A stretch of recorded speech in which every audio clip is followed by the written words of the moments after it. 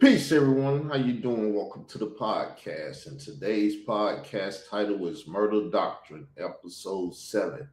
Hashim Nzinga exposed the new Black Panther Party secrets is what we're going to be doing here today on this podcast. So prepare, people. As you see, we have the title and everything. We got the computer. It's going to be reading because Hananiah is not here with us today. He doesn't do these shows. He only do the biblical shows.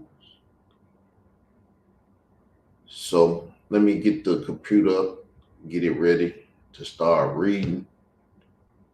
How y'all doing today? I done had a beautiful week. Ever since last Friday when I got my monthly pay. It made me super happy to get my monthly pay and take care of my duties. So let's start. Murder Doctrine Episode 7 Hashim Nzinga, the new Black Panther Party, and the universal connection to the Zulu Nation. The universal connection to the Zulu Nation. You know, the Nation of Islam has a connection. All Black people have connections. Believe it. Welcome to episode 7 of the YouTube Streets Info Mob series titled Murder Doctrine. The star of this episode of the Murder Doctrine series is the former national chairman of the new Black Panther Party, the now deceased Hashim Nzinga. I'm going to y'all know we got current people claiming to be Black Panthers and all the stuff that went on with that. Today's Murder Doctrine Episode 7 series, with its subtitle of Hashim Nzinga, the new Black Panther Party, and the universal connection to the Zulu Nation, is sure to bring some unique perspectives to the table out in these YouTube streets. In this episode, we will be discussing some well-known organizations who have operated in the so-called Black or African American community in the United States of America and abroad over decades. Over decades, people. You see, Jesse Jackson just passed. These people been operating here ever since the days of Malcolm and Martin. Disclaimer: the untimely death of Hashim Nzinga in 2020 was not ruled to be a murder, but instead this Murder Doctrine series episode was created to address certain doctrines or teachings with the intent to make information active in the community and to righteously kill all of the false teachings, false illumination, and misinformation that has become more prevalent in recent years on social media platforms.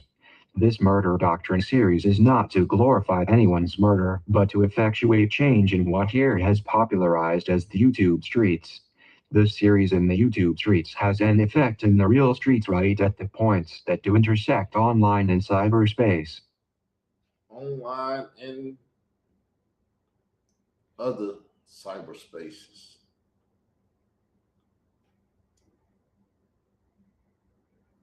And with the 50 Cent and the T.I. beef and everything, stuff is getting more tense, people.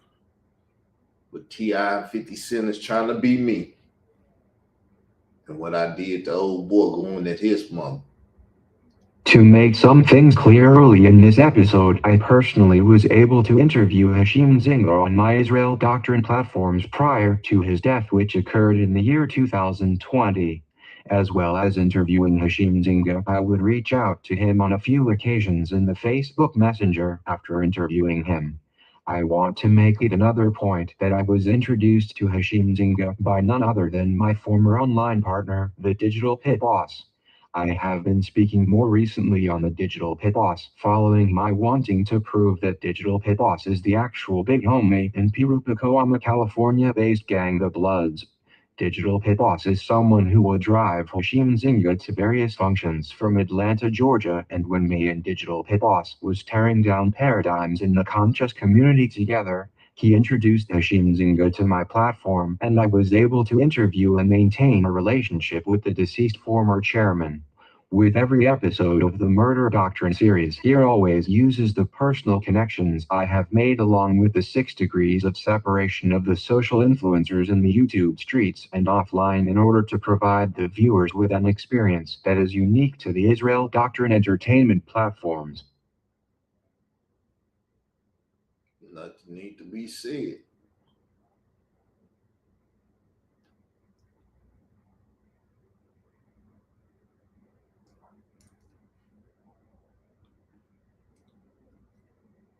I will be taking a deep dive into some of the messages I sent to Hashim Nzinga before he died, where I was asking him to help or aid in getting to the bottom of the allegations of child sex trafficking made against Afrika Bambaataa and the Universal Zulu.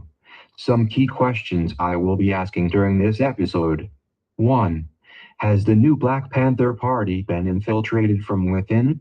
2. Was the new Black Panther Party used to cover up or overturn allegations of sex trafficking against organizations like the Universal Zulu Nation? 3. Is there a connection between the Universal Zulu Nation and the new Black Panther Party? 4. Was Hashim Nzinga operating under a code of silence as it relates to other Pan-African organizations? 5. Is former New Black Panther Chairman Attorney Malik Zulu Shabazz a member of the Universal Zulu Nation or tied to the Zulu Nation in Africa? 6. Was a grand conspiracy brought into the YouTube streets by Hassan Campbell and assisted by various platforms in 2016 to racketeer and extort hip-hop artist when Ronald B. Stinger Savage and Hassan Campbell alleged that Afrika Bambaataa was a child sex trafficker? 7. Is what we all have witnessed online with Hassan Campbell one big counterintelligence operation? Is it?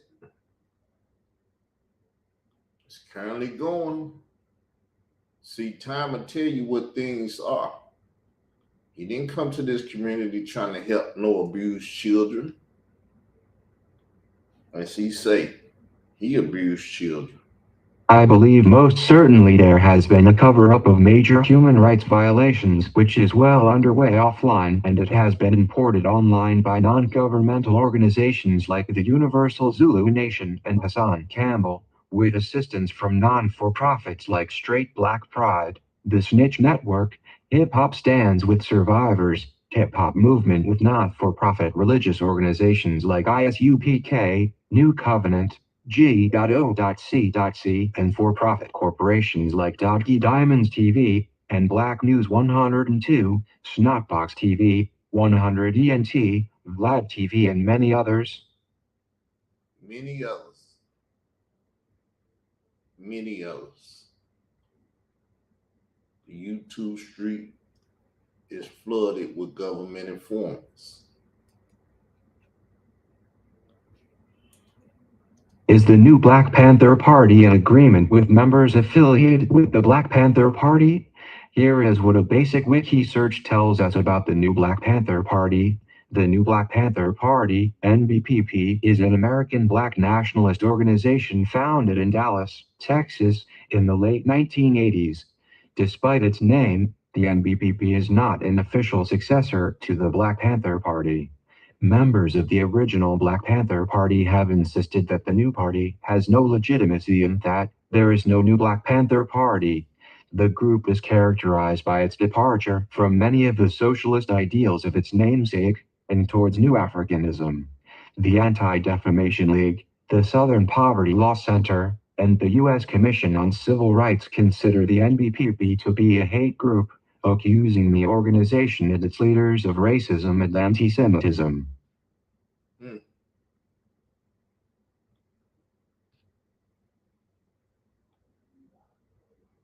It's due to the former leader of the Black Panther Party. Y'all know him, right?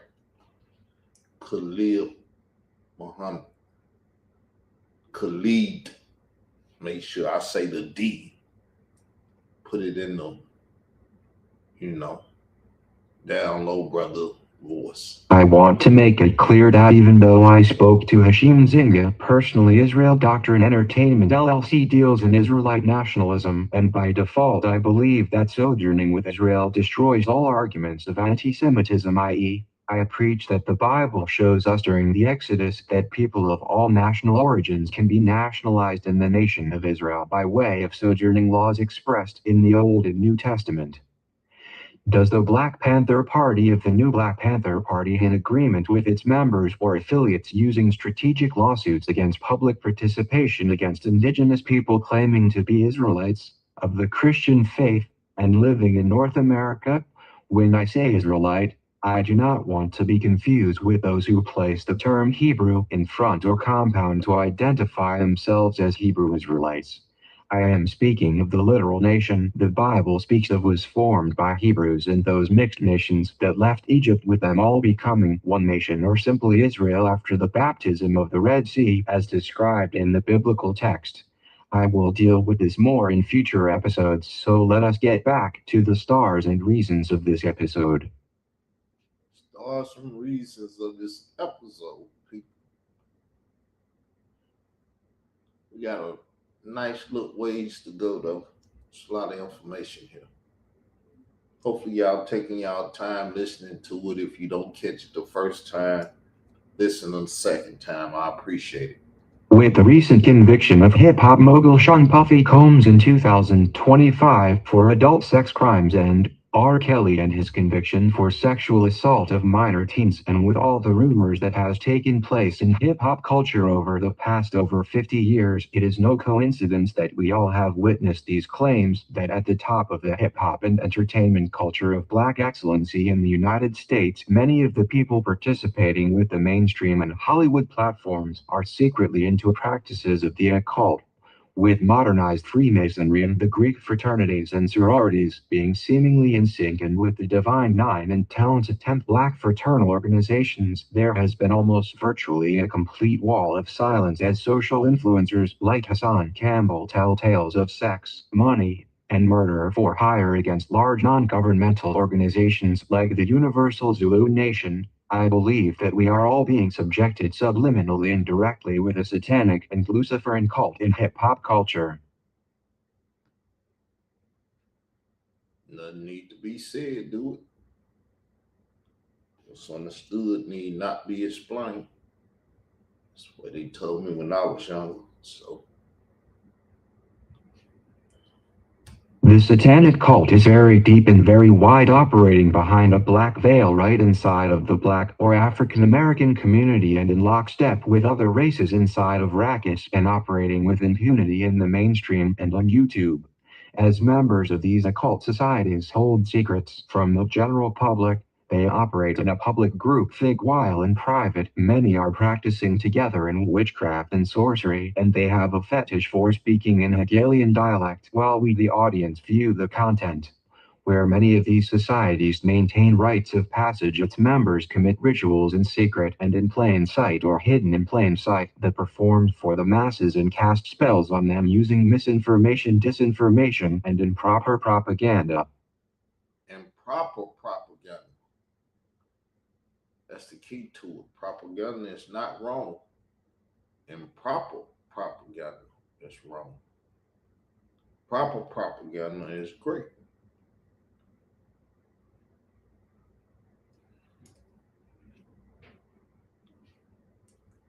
Since the early days of media being broadcast on television, we now are experiencing the modernization of our public airways under the guise of social media platforms like YouTube, Rumble, TikTok, Instagram, etc., and it all intersects out in these YouTube streets.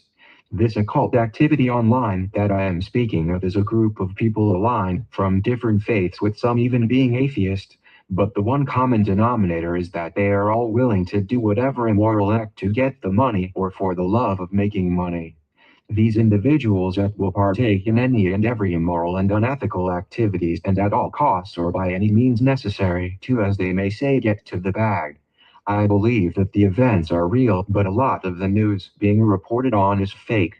I believe that real crimes are occurring, but the reports are being used to muddy up the investigations in order to provide cover stories for actual real crimes that have occurred. In this episode will add some insight into my experience with some pivotal figures operating in the public and private partnerships that shape and mold public opinion and popular culture. Yes, yes, yes, yes. activities, people. Since the days of the 1960s, when leaders like Martin Luther King and Malcolm X spoke during the civil rights era, we are now seeing the final formations of a modern communist, Marxist, socialist society. This caste of people from different national origins and various walks of life believes in pillaging individuals who are not members of their societies. In many instances, these individuals are allied with foreigners in order to circumvent people with rights to this landmass of North America, and sadly the pillaging works because some of the people assisting are from inside the country, but have turned against the very people who are not aligned with the status quo or part of the latest fraternal gatherings at foundational black universities. I am speaking to you all about what people in modern social circles consider to be so-called black excellency. Black Exorcist. I don't like nothing black, like I don't like nothing Hebrew. None of that stuff. I'm Israel only.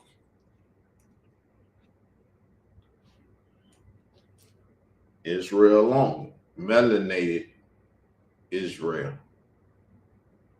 The modern occult world, from my research on the topic, involves much fanfare on the ideas of material wealth and gains. Material from a certain perspective can only be viewed with the naked eyes as a marker for success.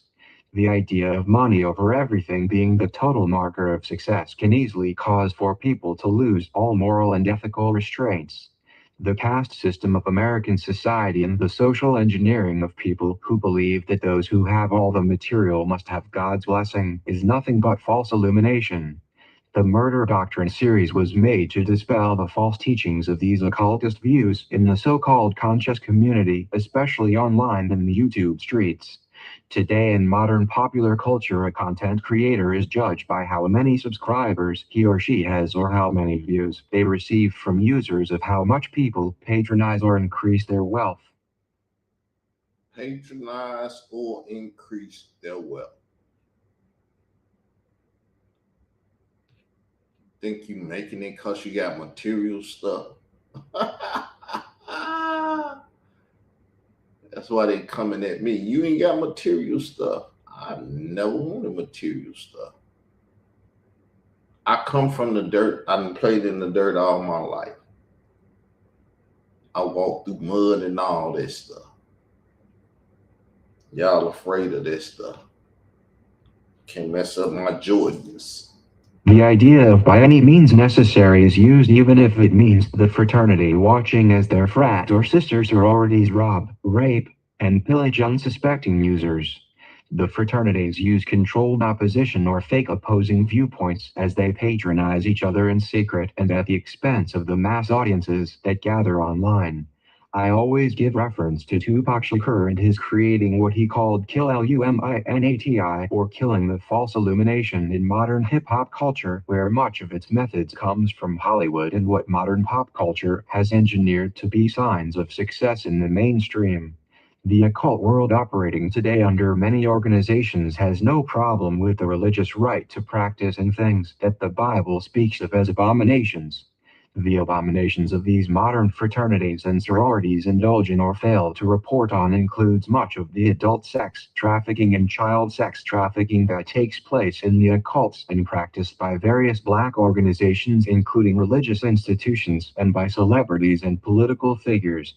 The allegations made against the clergy in the Catholic churches in the close of the 20th century and the black Protestant churches in modern society is directly aligned with many of the Greek fraternities and sororities and with some of the ministers tied to Masonic temples. Was Hashim Nzinga a member of a Greek fraternity or a member of the Masonic halls or affiliated with Prince Hall Freemasonry? The reason I pose that question is because even if he was not, he was unwilling to take a stance against organizations like the Universal Zulu Nation or to bring justice to rogue members like Afrika Bambaataa or Hassan Campbell.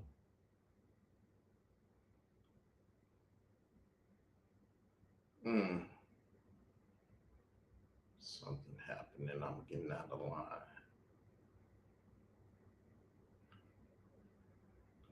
We might have to go over verses again, but I'm doing my best to try to keep it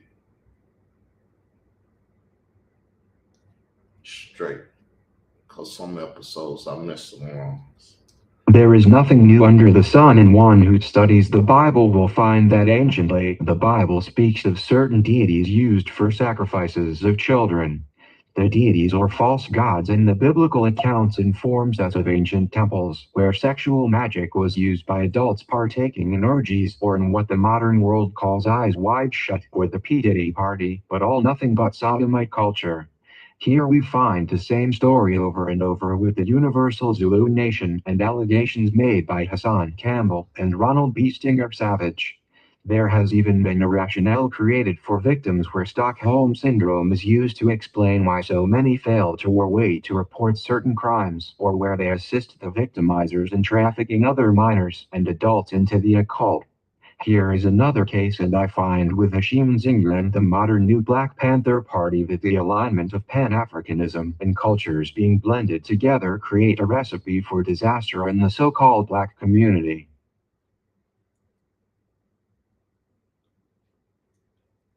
I believe that if it is left unchecked, we will continue to have people like Hassan Campbell become heavy influencers over large flocks of people, all using brainwashing tactics and craft and sorcery to confuse the masses.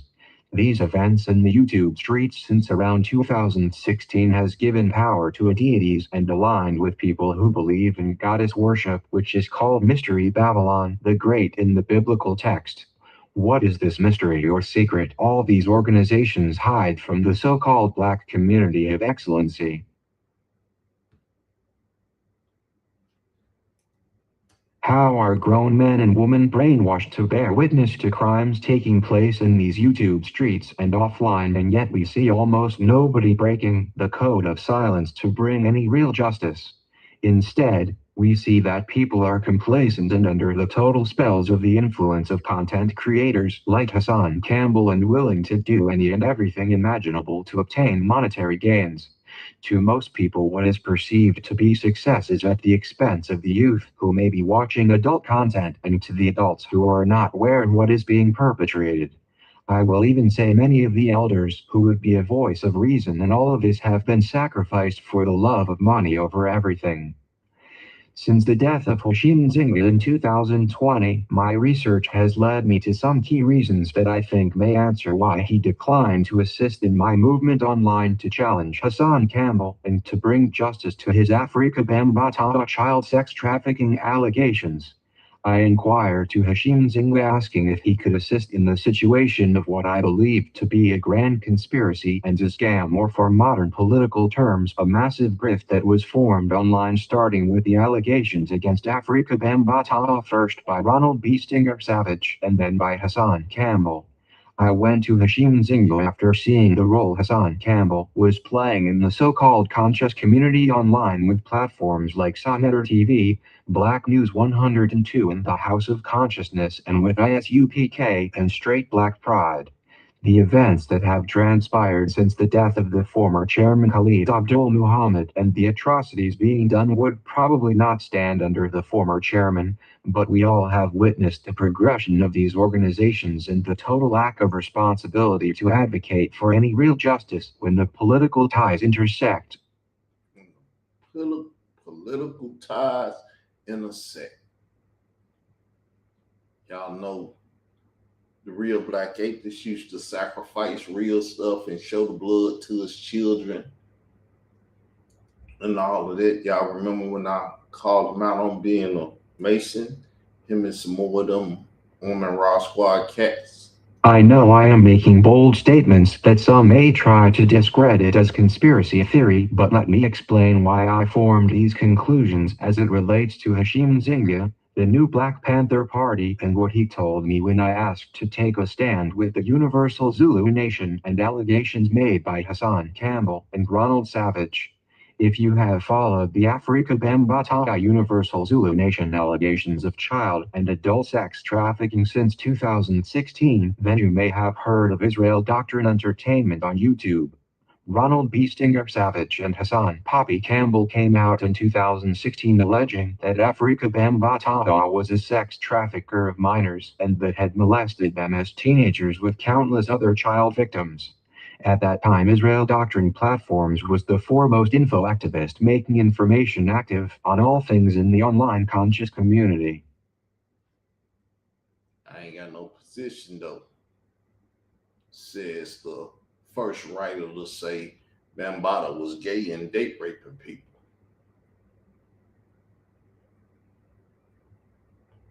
The witness protection guy, Khalil Amani.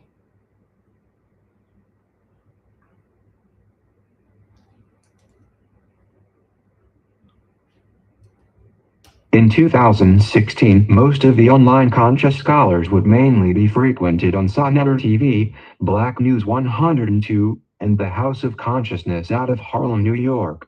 Israel Doctrine, the digital pit boss, and in the black media later changed to Hip Hop News Uncensored, was the antithesis to a lot of what platforms like Sonnetta TV was promoting. Whether it was allegations of scamming the community or claims of unethical business practices, the Israel Doctrine entertainment platform at the time was growing as a force in YouTube streets. I want you all to remember that Digital Pit Boss was in a partnership with Israel Doctrine Entertainment. When we get more into my reaching out to Hashim Nzinga, I want this episode to all make sense on why I would think that Hashim Nzinga could help a movement my platform started in YouTube streets. The movement started by Israel Doctrine Entertainment was to find the whereabouts of a teenager reported to have been statutorily raped by Afrika Bambaataa in an apartment in New Rochelle in the area of New York City on April 1, 2013. The reported statutory rape is said to involve an underage victim retaliating and stabbing Afrika Bambaataa and his manager Ahmed Henderson, who was in the apartment at that time but said to be in another room and alerted by commotion that occurred during the stabbing, and that he also would receive wounds from the underage teenage victim of the sexual assault. I want to make another point here that there is a connection to the Hashim Nzinga and Frank Gehry of Sonnetta TV, with both being members of the new Black Panther Party under the tutelage of its former leader Khalid Abdul Muhammad. The new Black Panther Party speaks as follows.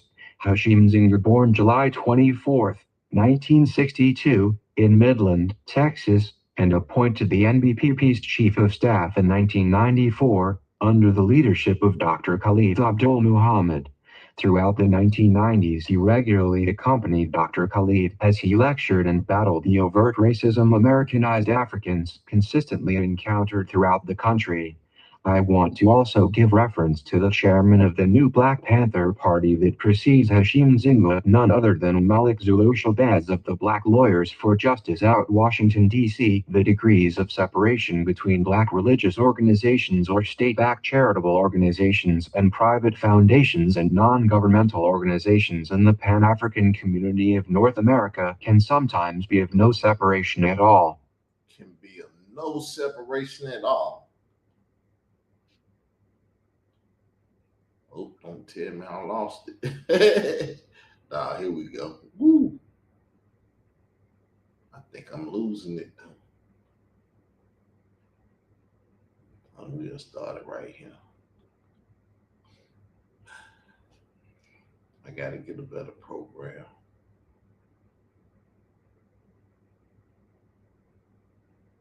This page ain't working. I want it to work. When I say no separation, I mean that is depending on what the subject of the day is, or if it is relating to the so-called civil rights of people who identify as black and or of African descent. Here is some breakdown of Malik Zulu Shabazz. Malik Zulu Shabazz, born Paris Louis on September 7, 1966, is an American attorney. He has previously served as chairman of the new Black Panther Party. As of 2013, he is the current national president of Black Lawyers for Justice, which he co-founded. Shabazz announced on an October 14, 2013, online radio broadcast that he was stepping down from his leadership position in the new Black Panther Party and that Hashim Nzinga, the national chief of staff, would replace him. I want it to be clear that Israel Doctrine Entertainment LLC and the True Israel of God, the Mixed Multitude, the church teaches that the Bible is a book that deals mainly in nationalism. At Israel Doctrine, whenever we deal with people who speak on the topic of racism, we defer the topic to Israelite nationalism. At Israel Doctrine, we teach in the belief that the Bible is the best tool for our liberation, mainly for those who have been labeled in the United States as blacks, Negroes, or colored. Israel Doctrine and our ministries preach that not all people but many people who identify as black or African American are really what the Bible terms as the lost sheep of the house of Israel. Israel Doctrine teaches no hate for other races, but that if one of any national origin is baptized in the name of Jesus Christ in the church, which is the body of Christ as the Bible teaches us, those who submit and receive the Spirit of God become a new creature, or in simple terms a member of the church, which is the nation of Israel.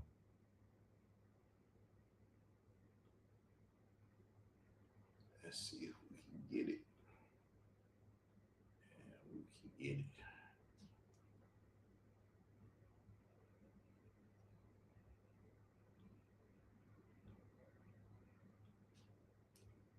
I have to lay out some of the politics of my organization to make a differentiation between what the Bible terms as an Israelite and many who go by the identification of Hebrew Israelite. The terms of Hebrew Israelite is a modern creation and a misnomer and not found anywhere in the biblical text as a compound word to denote the nation of Israel. Many have falsely mislabeled the church I founded and even myself to be a Hebrew Israelite, and here is where I make a distinct separation, as many Hebrew Israelite classes was used to interfere with the Afrika Bambaataa child sex trafficking allegations, yet produced no justice other than to promote Hassan Campbell and to allow for him and others to harm the Israelite nation and peoples of all walks with his actions out in the YouTube streets, which includes attacks on the minor children of other YouTube content creators, attacks on the deceased, bomb threats on public venues in New York City, harassment of residents in public housing in New York City, allegations of shootouts and all other manner of filth since coming out against Afrika Bambaataa and the Universal Zulu Nation in 2016.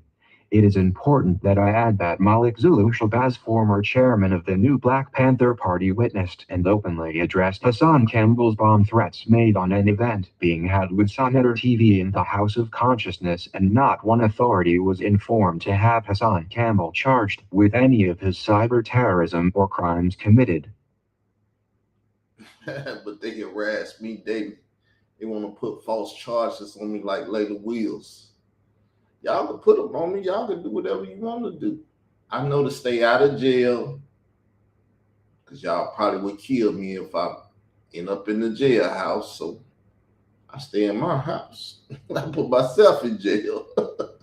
After Ronald B. Stinger Savage, who was a former Democratic elected official in New York City Bronx District, was featured on the cover of the New York Daily News publication and then on Fox 5 News with Lisa Evers alleging that he was a childhood victim of sexual molestation by Afrika Bambaataa in 2016, everybody who grew up listening to hip-hop was paying attention. At the exact same time, Hassan Poppy Campbell was also alleging similar misconduct against Afrika Bambaataa and the Universal Zulu Nation, and both Hassan Poppy Campbell and Ronald B. Stinger Savage combined forces to hold a press conference on 125th Street in Harlem, New York, with Sonnetter of Black News 102, Straight Black Pride, which was formed by the captain of Hebrew Israelite Church ISUPK, and Dodgy Diamonds TV.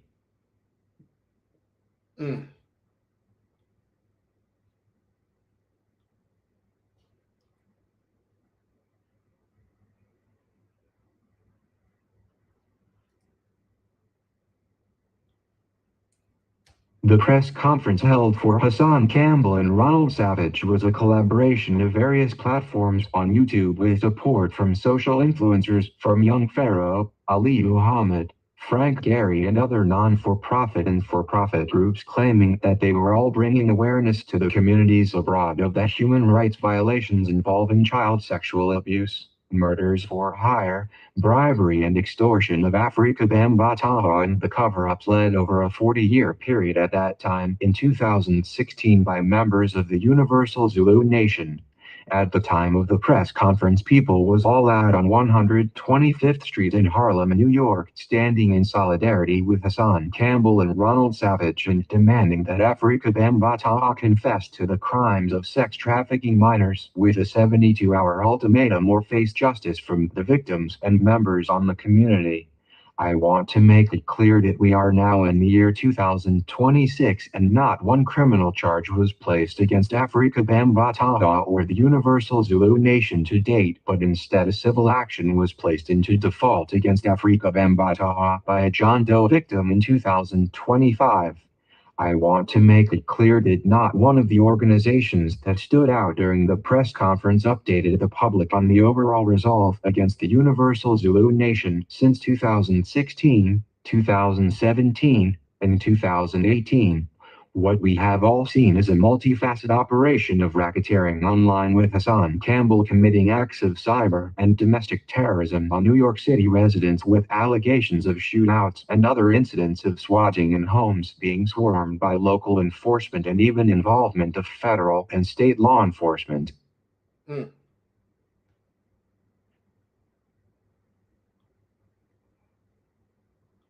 As I said, what's understood need not be explained. So you won't hear much from me. After doing my own research in 2016 into what Ronald B. Stinger Savage and Hassan Poppy Campbell was alleging against Afrika Bambaataa, I was able to get an interview with Hassan Campbell in 2017 on my now wrongfully terminated Israel Doctrine Reloaded YouTube channel. It is important that I say that at that time in 2017 Hassan Campbell was not anywhere close to the social influencer he has become in 2026, but instead he was totally rejected from all the platforms that was standing together at the press conference in 2016. What's understood need not be explained, baby. And if y'all hearing it and understand it, it doesn't need explaining. In 2017, I was a platform that was growing towards over 1 million views, and Hassan Campbell was still trying to find his niche in my YouTube streets. After recording a pre-interview with Hassan Campbell in 2017, I began to find many inconsistencies with his movements online and with activities related to Afrika Bambaataa, the Universal Zulu Nation, and the Zulu Warriors security detail company ran by Muhammad Stanley Bel Islam.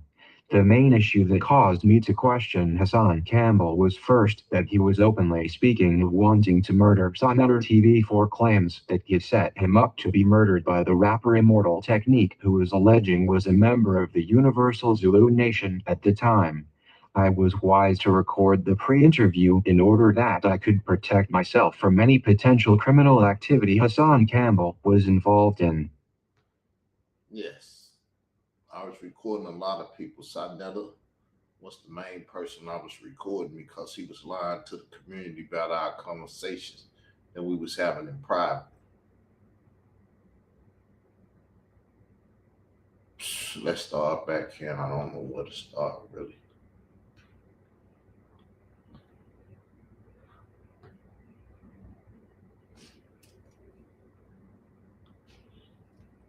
Hassan Campbell would later use my methods of recording him to record what he claimed was a telephone call about WAC 100 of 100 and Big U, the now incarcerated member of the West Coast gang, the Rolling 60s. Here is another reason why Hashim Nzinga and the new Black Panther Party is important to revisit in this episode of Murder Doctrine, because of the digital pit boss being my old partner in the YouTube streets, not only being directly tied to WAC 100 as a member of the Pacoima Bloods in California, but he is also the person who introduced me to Hashim Nzinga, who is the chairman of the new Black Panther Party before he died in 2020.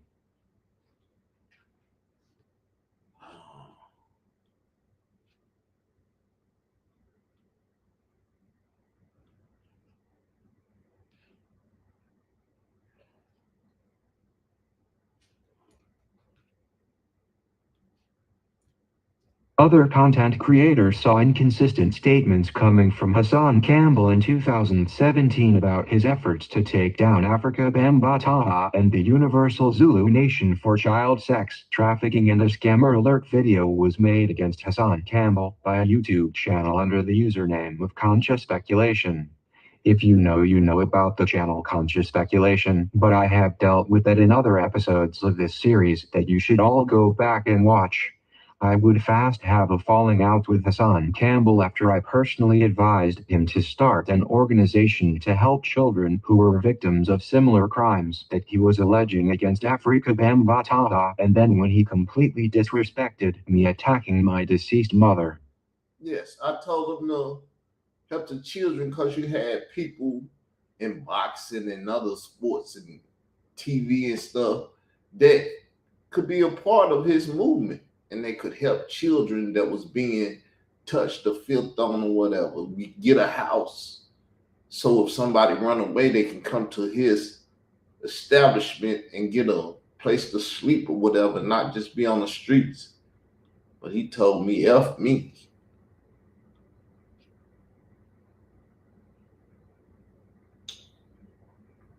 It was F me. I was like, wow.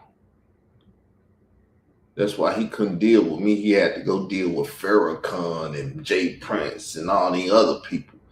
And that's when he became a celebrity to you all. After he disrespected me, the first person to get him rise in the community, because nobody else was messing with him. I am very happy that Hassan Campbell did not start an organization for children now that I see what he has done to the community online and offline since he came out against Afrika Bambaataa in 2016. If Hassan Campbell was actually a real childhood victim of Afrika Bambaataa, we can all now see that he became a willing participant later in his adult life as a member of Muhammad Stanley Bell Islam Zulu Warriors Security Detail covering for sex trafficking of minors with Afrika Bambaataa, and as an adult member of the Universal Zulu Nation and an employee of the Zulu Warriors Security Detail Company, he would claim that he was tasked with murdering other underage teenage victims of Afrika Bambaataa.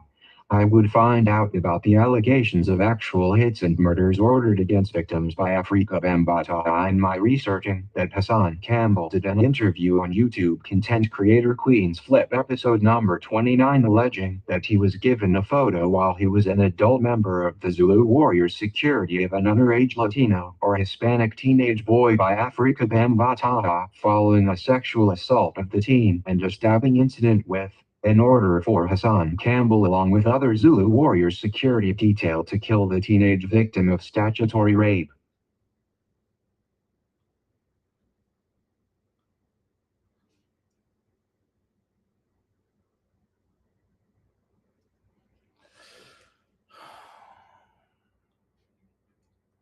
The cover-up of the statutory date rape of a teenage boy and then him stabbing Afrika Bambaataa and his manager Ahmed Henderson was reported to have happened on April 1st, 2013, in a New Rochelle apartment in the area of New York City.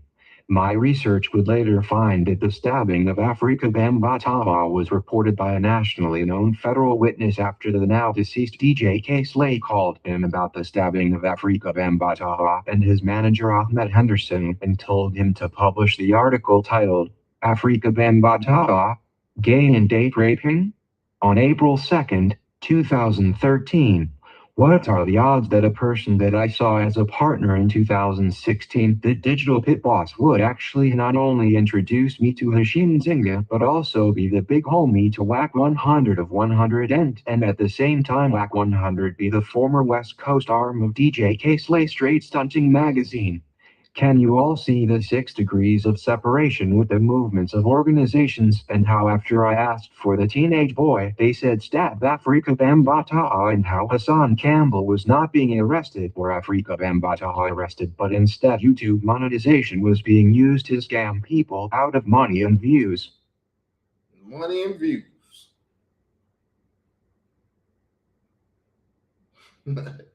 Y'all don't feel raped though. Y'all the new rape victims. How y'all doing out there, new rape victims? Y'all trapped in this culture, ain't you? Let me see if I can find what But I guess we'll start here.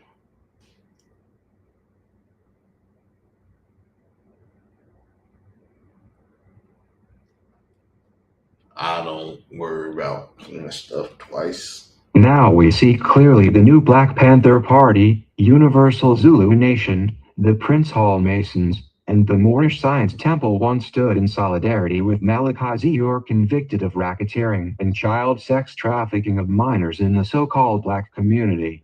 Is this why Hashim Nzinga declined to involve the new Black Panther Party with standing against Hassan Campbell and Afrika Bambataha and the Universal Zulu Nation? Can everybody see the Masonic and Greek fraternal connection to these organizations and its direct lines and ties to Pan-Africanism?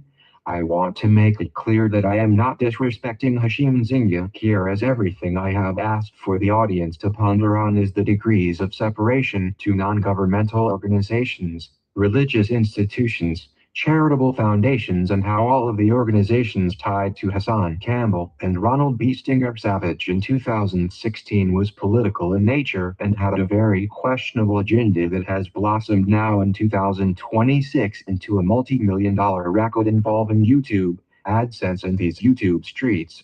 These rackets have not only been for monetary gains and grifting off of the general public, but this involves injuries and some potential murders and false statements, ordinance breaches with local and state law enforcement, and the total abuse and misuse of the American jurisprudence system defined as the courts. And there is a long list or trail of tears caused by the top content creators and social influencers with assistance from known federal and state informants and gangs with assistance from agencies of the federal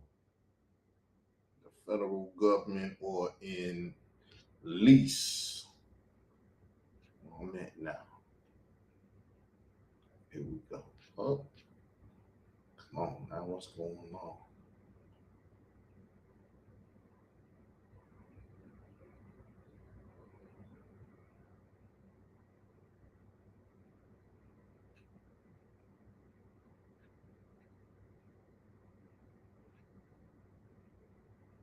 What's going on? Here we go. What's going on?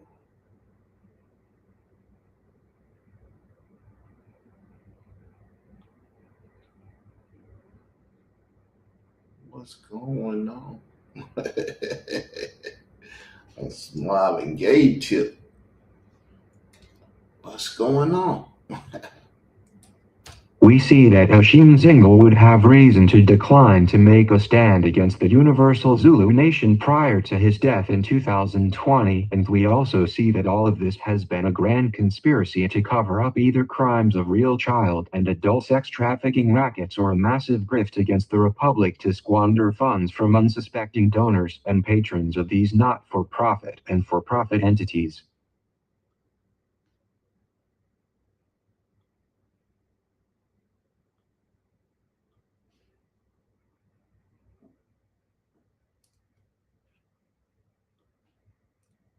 I hope that you all have been thoroughly entertained. Are you not entertained? Well, if you are, then you do not want to miss episode 8 of the Murder Doctrine series, which will feature none other than world-known holistic medicine Dr. Sebi. Hit the like button, share this video with friends and family on social media platforms, subscribe to the channel, hit the notification to be alerted when we are dropping the next episode. Become a member, leave a comment under the video. It helps keep this platform in the algorithm. Be the first to hear the greatest perspectives from the king of these YouTube streets. So with that said, once again, hopefully y'all was entertained. It's for entertainment purpose and informational purpose. With that, I'm saying peace, love, and I'm out.